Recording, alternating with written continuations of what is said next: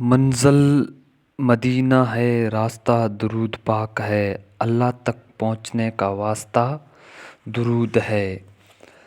باقی وظائف اور درود پاک کے وظائف میں فرق ہے۔ آج میں اس ویڈیو میں آپ لوگوں کو درود پاک کی فضیلت اور وظائف کے بتاؤں گا۔ دوسرے وظائف قبول ہو نہ ہو لیکن درود پاک وہ وظیفہ ہے جسے قبول ہونا ہی ہوتا ہے۔ باقی وظائف کے اثرات الٹے بھی پڑ جاتے ہیں جسے رجت کہا جاتا ہے، لیکن درود پاک کے وظائف کبھی بھی رجت نہیں ہوتی ہے۔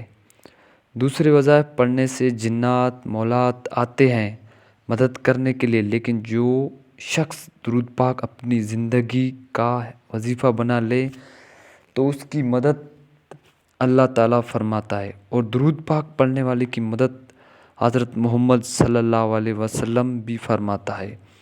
تو آپ کس کی مدد چاہتے ہو؟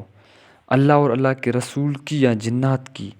مسلمانوں، یہ کائنات صرف میرے رب کی ہے، یا حکم صرف رب ہی کا ہی چلتا ہے۔ اللہ کے بعد اگر کسی کا حکم چلتا ہے تو وہ ہمارے پیارے حبیب صلی اللہ علیہ وسلم کا چلتا ہے، کیونکہ درود پاک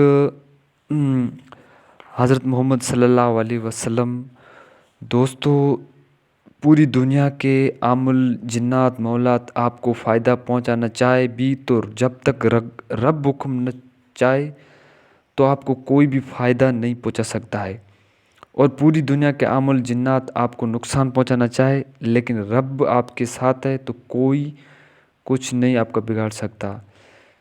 سب کچھ اللہ کے اختیار میں ہے۔ رب کو راضی کرنے کے لیے رب کو راضی کرنے سے ہی ہمارے مسئلے حل ہوں گے، رب کو راضی کرنے سے ہماری حاجتیں پوری ہوگی۔ اور درود شریف رب کو راضی کرنے کا سب سے آسان اور عمدہ عمل ہے۔ اللہ پاک ہم سب کو زیادہ سے زیادہ درود پاک پڑھنے کی توفیق دے دیں۔